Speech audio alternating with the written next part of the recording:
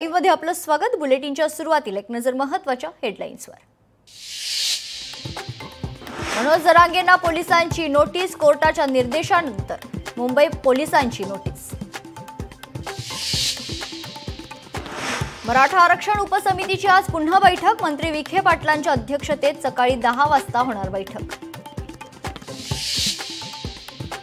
मराठा आंदोलकांबाबत आज दुपारी 3 वाजता हायकोर्टात पुन्हा सुनावणी। आज होणाऱ्या सुनावणीमध्ये कोर्ट काय निर्णय देणार याकडे लक्ष।